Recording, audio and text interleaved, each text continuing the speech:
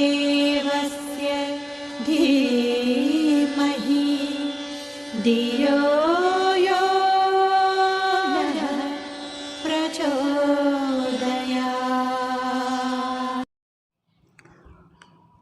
तुच्छ को महान बनाने वाली दिव्य सत्ता। ब्रह्मा जी प्रातःकाल संध्या वंदन के लिए बैठे, चुल्लू में आचमन के लिए पानी लिया, उसमें एक छोटा सा कीड़ा विचरते देखा। ब्रह्मा जी ने सहज उदारतावश उसे जल भरे कमंडलू में छोड़ दिया, अपने क्रियाकृत्य में लग गए। थोड़े ही समय में वह कीड़ा बढ़कर इतना बड़ा हो गया कि सारा कमंडल ही उससे भर गया। अब उसे अन्यंतर भेजना आवश्यक हो गया। समीपवर्ती तालाब में छोड़ा गया। देखा गया कि वह सरोवर भी उस छोटे कीड़े के विस्तार से भर गया। इतनी तेज़ प्रगति और विस्तार को देखकर वे स्वयं आश्चर्यचकित हुए और एक दो बार इधर उधर उठक पटक करने के बाद उसे समुद्र में पहुंचा आए। आश्चर्य यह है कि संसार भर का जल थल क्षेत्र उसी छोटे से कीड़े के रूप में उत्पन्न हुई मछली ने घेर लिया। इतना विस्तार आश्चर्यजनक, अभूतपूर्व, समझ में न आने योग्य था। जीवधारियों की कुछ सीमा मर्यादाएं होती है, वे उसी के अनुरूप गति पकड़ते हैं, पर यहाँ तो सब कुछ अनुपम था। ब्रह्मा जी, जिनने उस मछली की जीवन रक्षा और सहायता की थी, आश्चर्यचकित रह गए। बुद्धि ने काम न देने पर वे उस महामत्स्य से पूछ ही बैठे कि यह सब क्या हो रहा है। मत्स्य अवतार ने कहा, मैं जीवधारी दीखता भर हूँ, वस्तुतः परम ब्रह्म हूँ। इन अनकट संसार को जब भी सुव्यवस्थित करना होता है तो उस सुविस्तृत कार्य को संपन्न करने के लिए अपनी सत्ता को नियोजित करता हूँ, तभी अवतार प्रयोजन की सिद्धि बन पड़ती है। ब्रह्मा जी और महामत्स्य आपस में विचार करते रहे। सृष्टि को नई साज सज्जा के साथ सुंदर समुन्नत करने की योजना बनाकर उस निर्धारण की जिम्मेवारी ब्रह्मा जी पर सौंपकर वे अंतर्ध्यान हो गए और वचन दे गए कि अब कभी अव्यवस्था को व्यवस्था में बदलने की आवश्यकता पड़ेगी, उसे संपन्न करने के लिए मैं तुम्हारी सहायता करने के लिए अदृश्य रूप में आता रहूँगा। श्रेय तुम्हें मिलेगा, पर प्रेरणा, योजना और क्षमता मेरी ही कार्य करेगी। जीवधारी तो अपनी क्षमता के अनुरूप थोड़ा ही कुछ कर सकते हैं। असाधारण कार्यों का संपादन तो ब्राह्मी शक्ति ही कर सकती है। सो वह महान प्रयोजनों में सहायता करने के लिए हर किसी को हर कहीं उपलब्ध रहती है।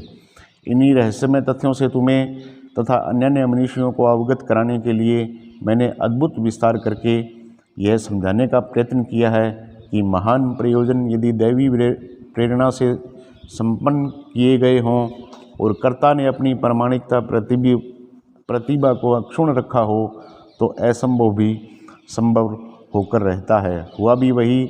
ब्रह्मा जी को सृष्टि की संरचना का काम सौंपा गया, वह उन्होंने यथा क्रम संपन्न कर लिया। अगला चरण यह था कि मनुष्य स्तर के सर्वोत्तम प्राणियों में से जो उपयुक्त हों उन्हें दिव्य चेतना से, दूरदर्शी विवेक से, प्रज्ञा और मेधा से सुसज्जित किया जाए, ताकि वे अपने साथ ही असंख्य अन्यान्यों को भी समुन्नत संस्कृत बना सकें। इसके लिए वेद ज्ञान दिव्य लोक से अवृत हुआ। ब्रह्मा जी की लेखनी ने उसे लेखबद्ध किया। देव मानवों ने उसे पढ़ा, समझा और अपनाया। उस क्रियान्वयन से ही धरती पर स्वर्ग जैसा वातावरण बनाने का सिलसिला चल पड़ा। तीव्र विस्तार चेतना का स्वभाव। लघु से महान, तुच्छ से विशाल होने में अचंभे जैसा व्यक्तिक्रम तो मालूम पड़ता है, पर जिस प्रयोजन के पीछे दैवी सत्ता की इच्छा और योजना काम करती है उसके द्रुतगामी विस्तार की में कोई शंका नहीं रह जाती।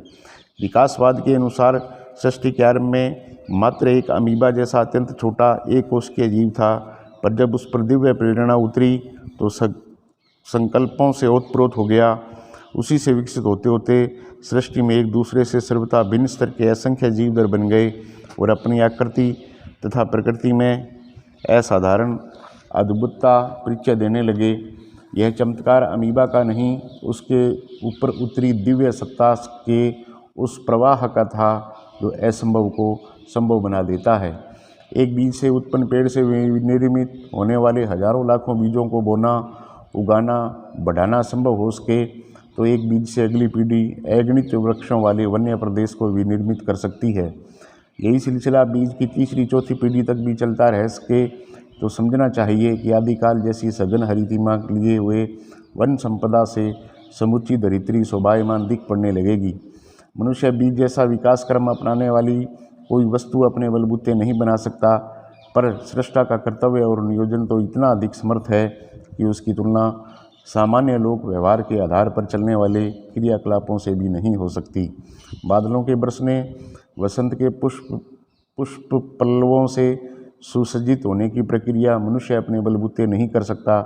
ऋतुओं का क्रमबद्ध परिवर्तन भी मनुष्य अपनी इच्छा अनुसार नहीं कर सकता, किंतु उस दिव्य सत्ता के लिए यह सहज ही संभव है जो एकहोम बहुश्याम के संकल्प मात्र से समूची प्रकृति संपदा को दिव्य विभूतियों से भरकर विनिर्मित, सुसज्जित और गतिशील बना देती है।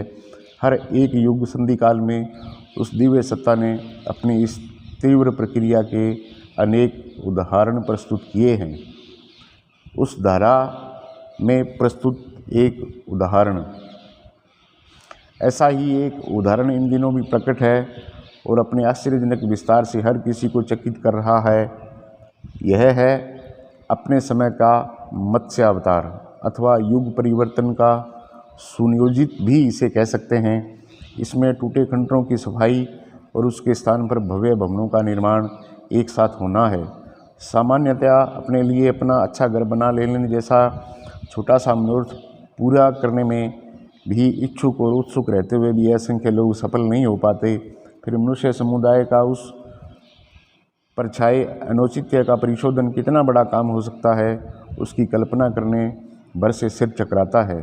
इसी में एक कड़ी और भी जुड़ती है कि अनौचित्य के परिशोधन के साथ साथ देव संस्कृति के अनुरूप अभिनव भावना क्षेत्र में अभिनव संरचना भी की जानी है। उस दोहरे क्रियाकलाप का दायित्व उठाने के लिए किसी व्यक्ति या छोटे संगठन द्वारा साहस किए जाने की बात गले ही नहीं उतरती। उसे दीवा स्वप्न कहकर उसका उपहास भी उड़ाया जा सकता है, किसी पगले की सनक भी कहा जा सकता है। पर यदि वस्तु स्थिति पर नए सिरे से विचार किया जाए और अनुमान लगाया जाए कि यदि इस योजना के पीछे दैवी शक्ति काम कर रही होगी तो योजना असफल होकर क्यों रहेगी।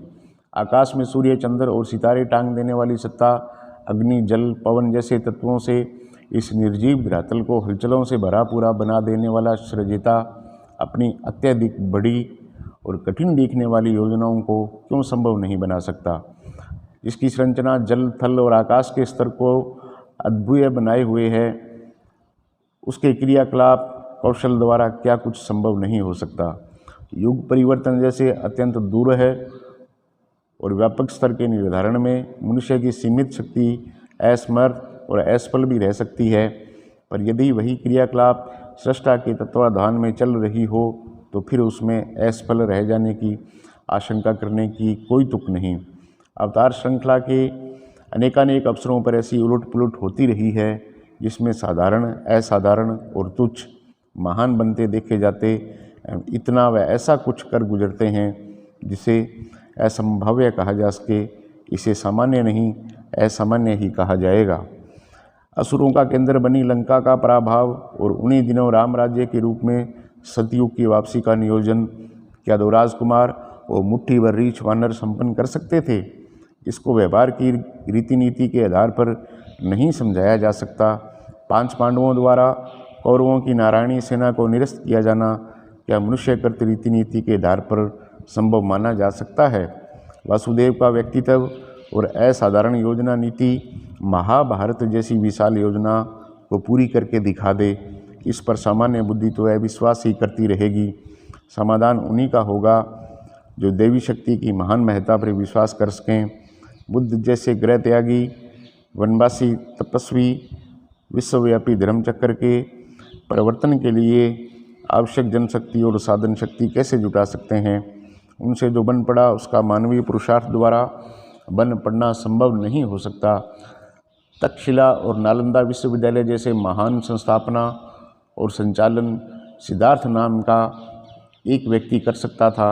यदि हाँ, तो वैसा उदाहरण प्रस्तुत करके दिखा देने के लिए और कोई आगे क्यों नहीं आता। एक बंदर द्वारा समुद्र छलांग जाना, लंका जैसे सुदृढ़ दुर्ग को धाराशायी बनाना, पर्वत समेत संजीवनी बूटी कंधे पर लाद लाना, क्या सामान्य शरीरधारियों के बलबूते की बात है। गांधी, शंकराचार्य, विनोबा विवेकानंद जैसों के कर्तव्य भी ऐसे ही मानने पड़ते हैं, जिन्हें अलौकिक मानकर ही अविश्वास को विश्वास स्तर पर लौटा लाना संभव हो सकता है।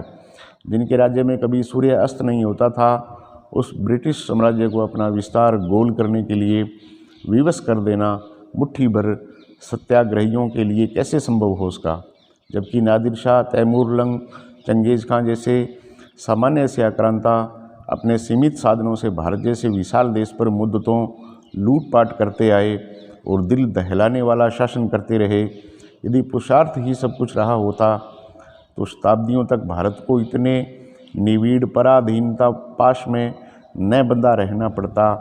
बहादुर बलिदानी और देशभक्त तो उस समय भी थे, पर गांधी के असहयोग आंदोलन से घबराकर असामान्य शक्तिशाली और साधन संपन्न साम्राज्य का उल्टे पैरों वापस लौट जाना एक आश्चर्य की बात है। उसमें मानवीय पुरुषार्थ कितना ही क्यों न लगा हो, पर दिव्य सत्ता द्वारा प्रतिकूलता को अनुकूलता में बदलते दिए जाने वाली बात से भी एकदम इनकार नहीं किया जा सकता। सतयुगकालीन साधन रहित ऋषि मुनियों द्वारा अजस्र अनुदान प्राप्त करके इस सुविस्तृत संसार में समृद्धि और सुसंस्कारिता का वातावरण बना देना इस नियम के आधार पर संभव हो सका, यह तर्क बुद्धि के आधार पर समझना और समझाना संभव नहीं हो सकता। 21वीं सदी के उज्ज्वल भविष्य वाले गंगा अवतरण की परिकल्पना और संभावना इसी आधार पर गले उतरती है कि इसके उस पीछे कोई अदृश्य सत्ता काम कर रही है, अन्यथा इस समय के असुरत्व को देवत्व में बदलने वाले विश्वव्यापी कायाकल्प पर कैसे विश्वास किया जा सकेगा। जब नदी का प्रवाह उल्ट देना एक प्रकार से असंभव माना जाता है, तो प्रचलनों और परंपराओं के रूप में जड़ जमाए बैठी अवांछनीयता के अंधड़ को उलटकर विपरीत दिशा में लौट पड़ने के लिए बाधित किया जाना निश्चय ही मानवीय प्रयत्नों के आधार पर न तो स्वयं समझा जा सकता है और न दूसरों को समझाने सहमत करने में ही सफलता मिल सकती है। इन प्रयोगों में समर्थ सत्ता का हस्तक्षेप होने की मान्यता अपनानी ही पड़ती है, अन्यथा प्रतिपादन को लोक मान्यता मिल सकना प्राय असंभव ही रहेगा। व्यक्ति विशेष अथवा छोटे संगठन तो अपनी पहुंच के अंतर्गत छोटा मोटा सुधार परिष्कार ही कर सकते हैं, किंतु जब युग परिवर्तन जैसे बड़े और व्यापक स्तर की सुधार की आवश्यकता हो तो इसे ईश्वरीय चेतना ही संपन्न कर सकती है। अदृश्य चेतना द्वारा सूत्र संचालन। 21वीं सदी के गंगावतरण और नवयुग के मत्स्यावतार के स्वरूप और विस्तार को देखते हुए इसी निष्कर्ष पर पहुंचना पड़ता है कि इतनी बड़ी योजना को संपन्न कर सकना मानवीय पुरुषार्थ की परिधि से बाहर है।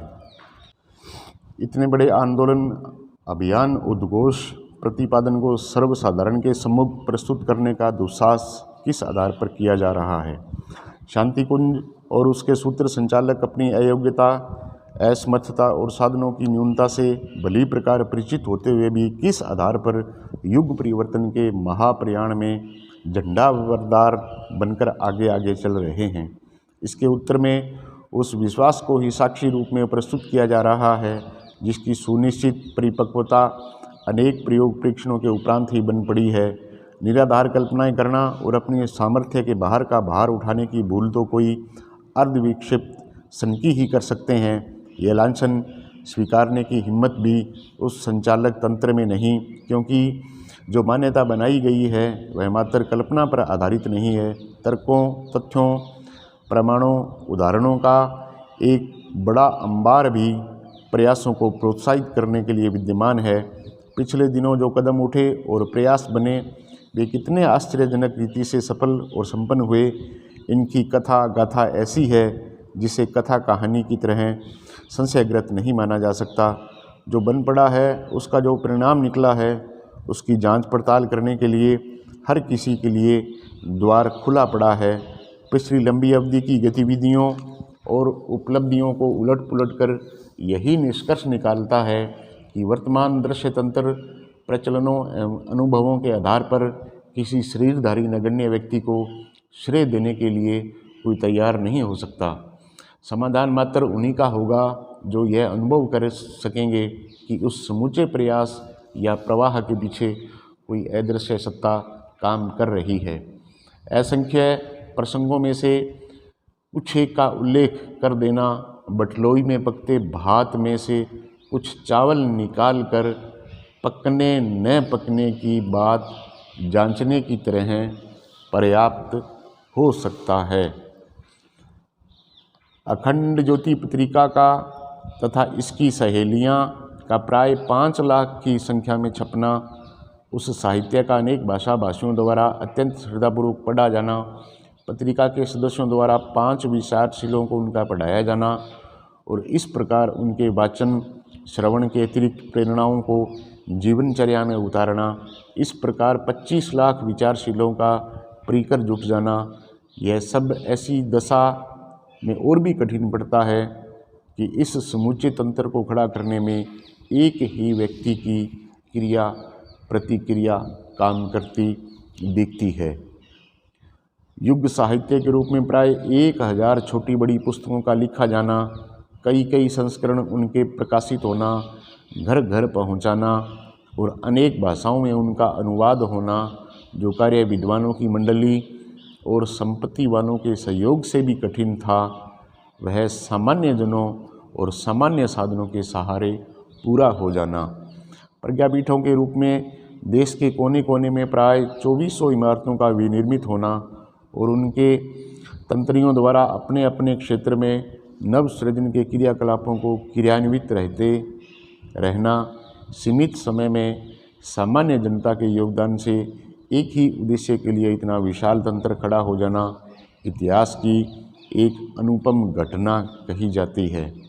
अब तक प्राय ऐसे 10,000 आयोजनों समारोहों का उत्साह भरे वातावरण में संपन्न होना, जिनमें धर्मतंत्र के माध्यम से लोक शिक्षण की उच्च स्तरीय प्रेरणा संचित की गई, उस संचार द्वारा अगणित व्यक्तियों को पतन पराभाव के चंगुल से निकलकर उन्हें प्रगति पथ पर चला देने में सफलता प्राप्त करना, युग संधि महापुरुषण के माध्यम से लोकमानस में नवसृजन का उल्लास उभारना और लाखों व्यक्तियों का उसमें सम्मिलित होना, वर्ग भेद बुलाकर हर क्षेत्र, हर भाषा, हर स्तर के व्यक्ति का इस महान प्रयोग में निष्ठापूर्वक जुट पड़ना, युग संधि के अगले 10 वर्षों में 1 लाख सृजन शिल्पी उभारना, प्रशिक्षित करना और कार्यक्षेत्र में उतारना, उसे प्राचीन काल के साधु ब्राह्मण वानप्रस्थ परिवारजक स्तर के प्रचलन को पुनर्जीवित किया जाना भी कहा जा सकता है। प्रयत्न तेजी से चल रहे हैं और उस लक्ष्य की ओर तेजी से बढ़ा जा रहा है। करोड़ों विचारशीलों को समर्थ सहयोगी बनाना एवं पूर्णाहुति के अवसर पर इकट्ठा करना, विज्ञान और अध्यात्म के समन्वय के लिए ब्रह्मवर्चस्व शोध संस्थान के उन आविष्कारों को प्रस्तुत करना जो अगले दिनों लोगों को नई प्रेरणा एवं नई दिशा दे सकते हैं। प्रकाशन, प्रचार एवं संगठन के लिए युग निर्माण योजना, गायत्री तपोभूमि तंत्र का अनवरत रूप से तत्पर रहना, अनेक भाषाओं में युग साहित्य का प्रकाशन करना और लागत मूल्य में घर घर पहुंचाना। इन प्रयासों की क्या परिणति एवं क्या प्रतिक्रिया हुई, इसका विवरण इतना असाधारण है कि जिनका कि इस तंत्र के साथ निकटवर्ती संबंध है, वे एक तरह स्तर से प्रशंसा करते नहीं थकते। यह विवरण प्रकाशित करने की इसलिए आवश्यकता नहीं समझी गई कि विज्ञानबाजी के से सदैव दूर रहने की नीति इस तंत्र द्वारा सदैव अपनाई गई।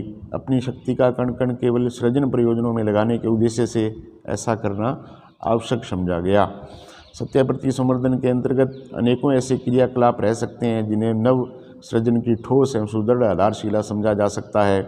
इस प्रयास का पूरक है दुष्प्रवृत्तियाँ अन्मूलन, जिसमें कुरीतियाँ, मूढ़ मान्यताओं, अंधविश्वासों, अवांछनीयताओं से संबंधित क्रियाकलाप आते हैं, उनका अन्मूलन किया ही जाना चाहिए। धूमधाम वाली और जेवर प्रदर्शन के कारण भारभूत बनकर रह रही खर्चीली शादियाँ, नशेबाजी, विचारों की दुष्टता और आचरणों की भ्रष्टता जैसी अनेक कुप्रथाएं गिनी और गिनाई जा सकती है। जाति पांति के नाम पर बरती जाने वाली ऊंच नीच, शिक्षा व्यवसाय, पर्दा प्रथा जैसी कुरीतियों का खुलकर विरोध किया जा रहा है।